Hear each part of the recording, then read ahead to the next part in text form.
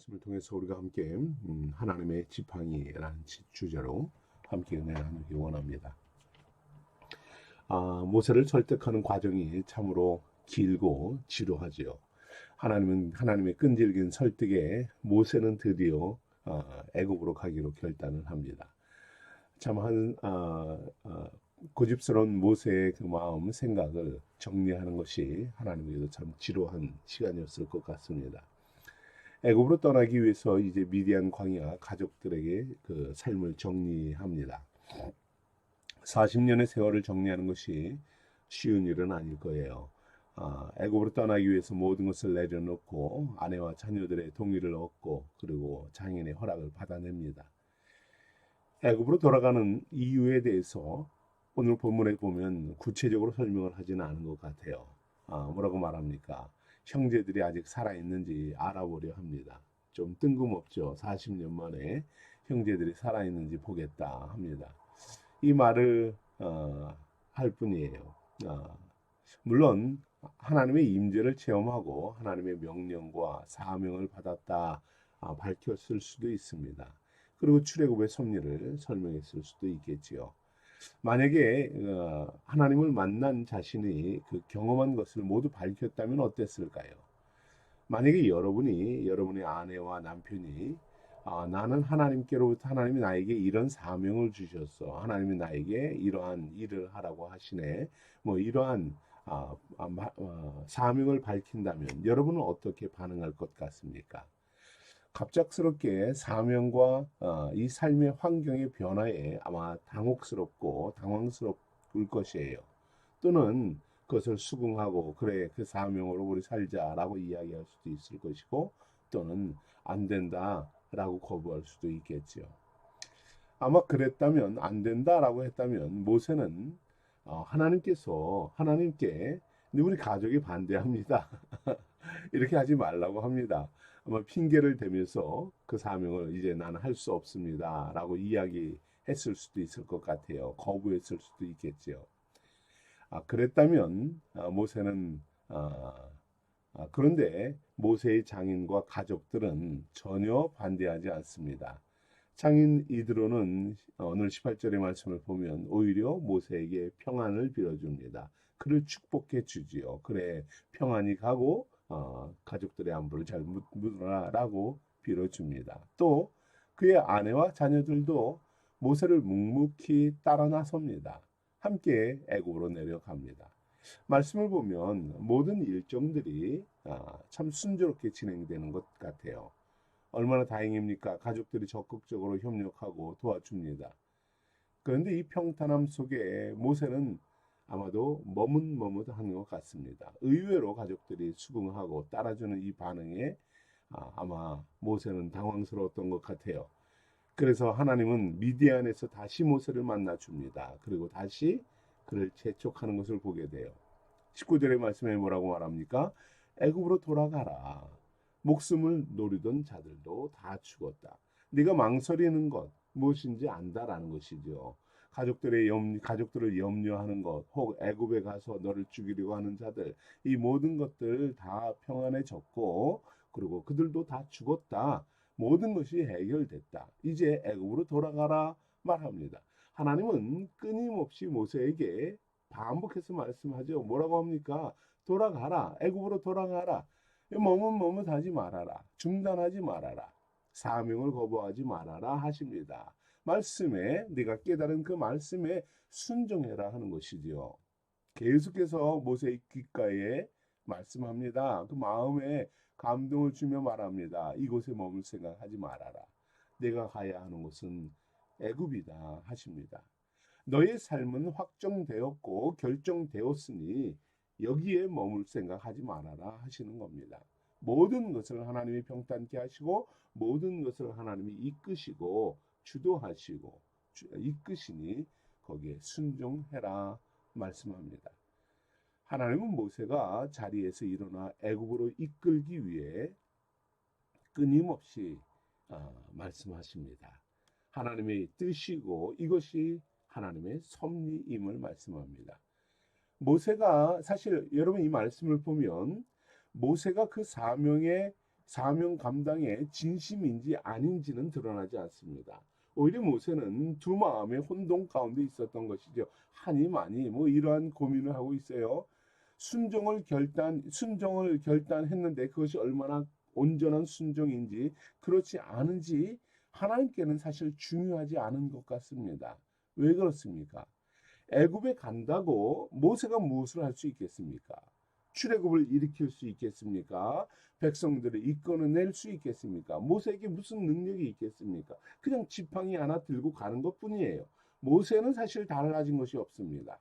오늘 하나님 앞절에서 하나님 말씀하죠. 너는 이 지팡이를 손에 잡고 이것으로 이적을 행할지니라. 그냥 지팡이만 잡고 가는 것입니다. 말씀대로 도구로 쓰여질 뿐이에요. 모세가 아니라 모든 것을 하시는 분은 누굽니까? 하나님이시라는 거예요. 모세에게 주어진 명령은 딱 두 가지입니다. 가라 그리고 말하라입니다. 애굽으로 돌아가서 하나님이 주시는 지팡이를 들고 가서 하나님이 던지라 할 때 던지고 그리고 말하라 할 때 말할 뿐인 것입니다. 이것이 그의 사명이고 그를 향한 하나님의 뜻이에요.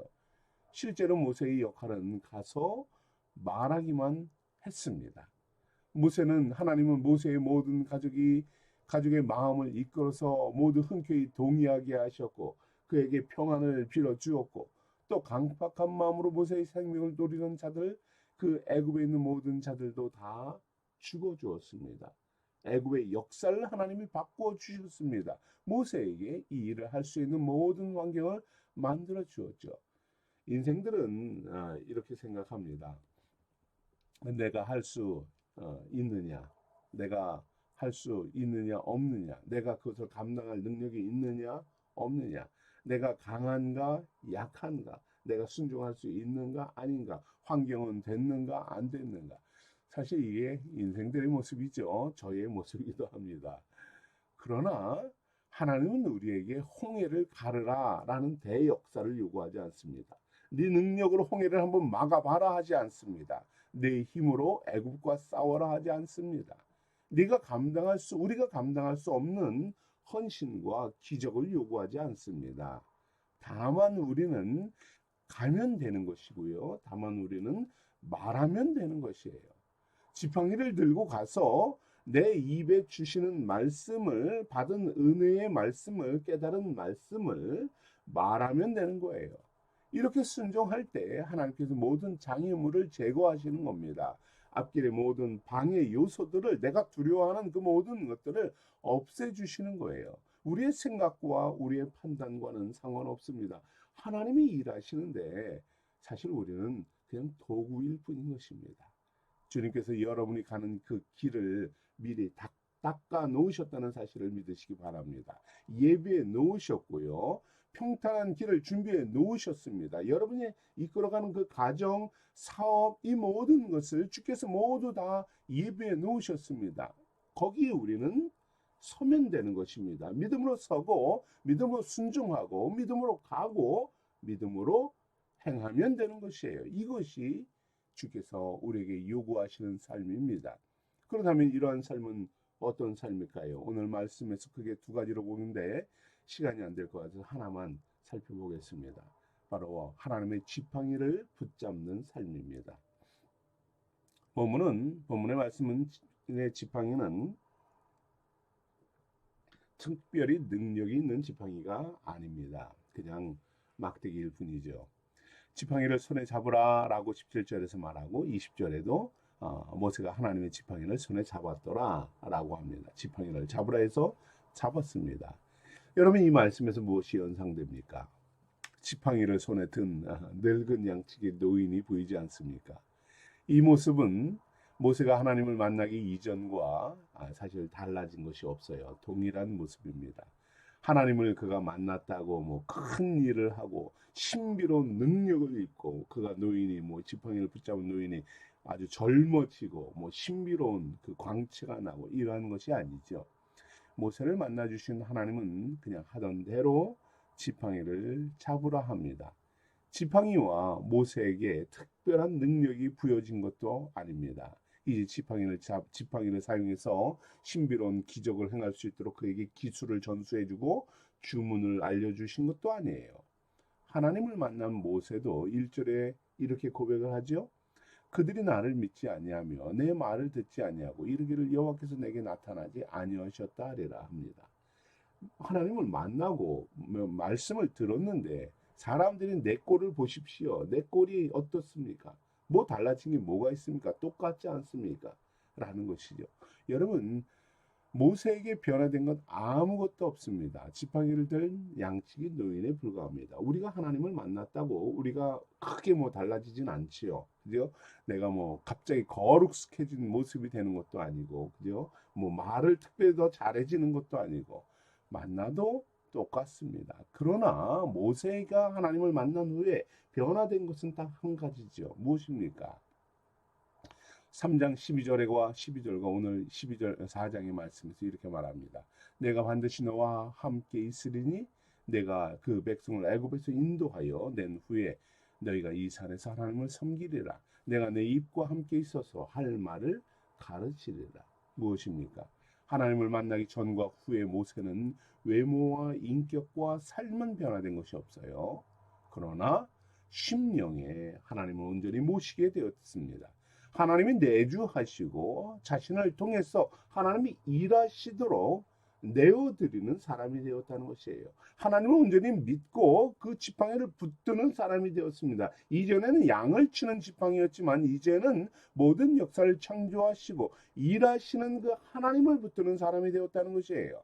이때 하나님께서 그를 위대한 하나님의 선지자로 사용하십니다. 그가 들고 있던 지팡이를 기적과 이적의 도구로 쓰십니다. 그 자체를, 모세 자체를 하나님의 사람으로 쓰신다는 것이에요.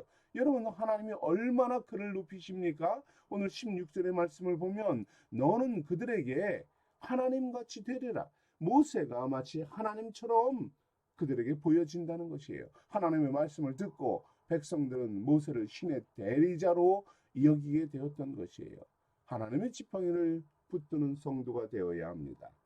여러분에게 주신 삶의 자리에서 달란트와 그 사명이 하나님의 지팡이입니다. 여러분이 이끄는 그 가정이 하나님의 지팡이입니다.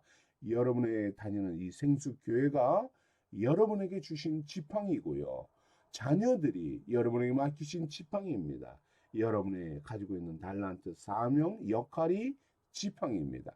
여러분의 사업이 그 지팡이입니다. 그 지팡이를 믿음으로 행하고 그 지팡이를 통해서 하나님의 능력이 일어나고 하나님의 사업이 부흥되고 하나님의 역사가 일어나도록 우리는 믿음으로 그것을 붙잡아야 하는 것이지요. 여러분, 여러분이 붙잡고 있는 그 지팡이, 그 속에 하나님이 일하신다는 사실을 믿으시기 바랍니다. 사랑하는 성도 여러분, 하나님은 그 지팡이를 통해 우리의 삶에 놀라운 일을 이루시는 분이에요. 역사하시고 창조하시는 분입니다. 여러분이 무언가 새로운 능력을 얻고 재능을 얻고 지혜가 충만해져야만 되는 게 아니에요. 하나님께서 쓰시도록 내어드리느냐가 중요합니다. 나의 삶과 물질과 자녀와 교회와 이 모든 것을 주님께 맡기는 것이죠. 여러분이 붙잡은 지팡이를 통해 여러분의 열정과 물질과 헌신과 인생을 통해서 영혼을 구원하고 교회를 세우고 축복하며 능력을 행하실 줄 믿습니다. 하나님께 그 모든 것이 붙잡힌 바 되게 하십시오. 하나님께 붙잡힌 것과 그렇지 않은 오늘 본문에 두 종족이 나옵니다. 21절에서 23절의 말씀을 보면 바로가 다스리는 애굽은 어떻습니까? 하나님의 이적을 그들도 목격합니다. 그러나 마음이 완악하여서 백성을 내어보내지 않죠. 하나님의 말씀에 순종하지 않습니다. 완악한 마음으로 하나님의 뜻을 대적하고 하나님의 지팡이로 쓰임받지 않습니다. 결국 불순종과 거절의 결과로 내가 내 아들 내 장자를 죽이리라 라는 심판을 받아요. 그러나 하나님을 붙잡은 종족이 있습니다. 그들은 누굽니까? 이스라엘입니다. 하나님이 부른 그들을 뭐라고 부르십니까? 이스라엘은 내 장자라. 창조주 하나님께서 이들은 내 장자라 합니다. 하나님께 붙들림 받은 그들은 사실은 종과 노예입니다. 학대받은 민족이에요. 하나님께 불순종한 민족입니다. 그런데 그들을 하나님의 장자라 하나님의 상속자다라고 그들을 삼습니다. 하나님의 장자를 내보내라. 하나님을 사랑하는 백성들을 품으시고 구원합니다. 세상 무엇과도 바꿀 수 없는 빼앗기지 않겠노라 작정하십니다. 하나님께서 모세를 택하고 부르고 사명 주신 것은 바로 하나님의 백성들을 하나님의 장자 아들 삼기 위함 아닙니까? 여러분 얼마나 놀라운 은혜입니까? 종과 노예, 멸망의 자식인 인생들을 선택하여서 장자 삼아 주십니다. 아들 삼고 출애굽의 역사를 베푸십니다. 은혜와 생명을 구원의 감격을 주십니다. 왜요? 바로 하나님께 붙들림 바 되었기 때문입니다. 하나님의 지팡이이기 때문입니다. 하나님께서 그들을 사용하실 것이기 때문입니다. 하나님이 그들에게 은혜 베풀고 구원 주시어서 열방을 향한 하나님의 뜻을 이루실 것이기 때문입니다. 여러분, 그런데 더 놀라운 것이 있죠. 나와 여러분을 향한 하나님의 성품입니다. 이 백성들을 향한 하나님의 마음입니다. 하나님의 속성입니다. 여호와께서 이스라엘 자손을 찾으시고 그들의 고난을 살피셨다라고 마지막에 말씀합니다.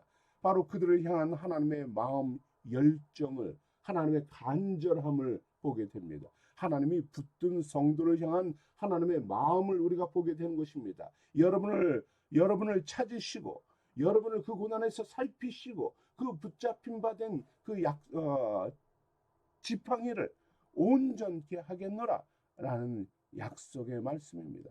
하나님은 단순히 우리에게 은혜 베푸시는 것으로 그치는 것이 아니라 그 은혜를 주시기 위해서 지팡이로 사용하기 위해서 하나님의 마음은 그 열정은 여러분 헤아릴 수 없는 놀라운 것이라는 사실입니다. 여러분을 향한 그 하나님의 마음을 깨닫는 성도가 되시길 바랍니다. 우리를 찾으시고 살피시고 사랑하시는 하나님의 존귀함을 깨닫는 성도가 되어야 합니다. 그 열정을 알 때에 하나님의 마음을 우리가 알게 되고 헤아리게 되고 하나님의 지팡이로 쓰임 받기를 자원하게 되는 것이에요. 도구로 쓰임 받는 것이 영광임을 깨닫게 되는 것입니다. 그냥 받은 은혜, 누리는 축복 이것으로 만족하는 것이 아니라 하나님의 위대하심을 깨닫고 그 사랑을 알고 나를 향한 하나님의 열정을 깨닫고 우리의 온 마음과 영으로 주님을 섬기게 되는 것입니다. 기쁨과 감사로 주님을 붙잡는 성도가 되어야 합니다. 여러분을 장자 삼고 백성 삼고 아들로 살아가도록 여러분을 향한 생수교회를 향한 여러분의 자녀와 여러분의 사업을 향한 그 하나님의 마음을 헤아리는 성도가 되기를 원합니다. 오늘 두 번째로는 지팡이로 쓰임받는 자들이 받아야 할 마음의 할례에 대해서 말씀하는데 시간이 지나서 간단하게 한 절만 묵상하겠습니다. 사도 바울은 이 마음의 할례를 우리에게 말씀합니다. 무엇을 말합니까? 예수 믿는 자를 의롭다 선포하는 바울은 무슨 법으로냐 행위로냐 아니라 오직 믿음의 법으로다 합니다. 그러면 사람의 의롭다 하심을 얻은 것은 율법의 행위에 있지 않고 믿음으로 되는 줄 우리가 인정하노라 합니다. 우리의 믿음, 하나님께서 예수 그리스도의 피로 화목제물 되심을 믿는 것이지요. 예수 보혈의 피를 믿는 자를 의롭다 하시고 마음에 할례 받는 자로 인정해 주십니다. 그렇습니다. 하나님의 장자 아들로 살아가는 자들 그들은 예수 보혈로 마음의 할례를 받은 자로 살아야 함을 또한 오늘 말씀하고 있습니다. 사랑하는 성도 여러분, 하나님의 지팡이를 붙잡읍시다. 지팡이로 쓰임받기 위한 성도 그들은 마음의 할례를 받아야 합니다. 우리가 살아가는 삶의 현장이 그리고 여러분의 가정과 사업과 자녀들 이 모든 것이 온전히 지팡이로 쓰임 받을 수 있도록 주 앞에 마음의 할례를 받고 겸손히 순종하며 나아가는 믿음의 성도들 되기를 축복합니다. 기도하겠습니다. 사랑과 은혜가 풍성하신 하나님 감사를 드립니다. 주님 지팡이와 같이 쓸모없는 것 같지만은 그러나 하나님이 하실 때에 하나님이 능력 주실 때에 하나님이 붙잡으실 때에 하나님 어찌 그 위대한 일들을 이룰 수 있는지요. 주여, 우리가 주님께 붙들림 바 되기를 원합니다. 주님 앞에 온전히 붙들림 바 되어 주님 홍해를 가르는 역사가, 주님 죽어가는 영혼이 살아나는 역사가, 하나님 우리의 삶이 새로워지는 역사가, 우리 성도들의 사업들이 하나님께 온전히 쓰임받는 역사가, 믿음의 역사가 일어나기를 소망합니다. 주여, 저들을 붙드소서. 주여, 우리가 주님 앞에 순종하며 모세와 같이 설득되어서 주님 앞에 자원함으로 설 수 있는 믿음의 성도들 되도록 하나님이 이끌어 주옵소서. 우리의 마음에 할례를 주소서. 예수 보혈의 피를 의지하며 예수님과 동행하는 그 보혈의 피로 새 생명 얻은 자들로 살아갈 수 있도록 우리의 마음에 할례를 주소서. 성령이 우리 가운데 임하시며 충만케 하소서. 감사하며 예수님 이름으로 기도합니다. 아멘. 하늘에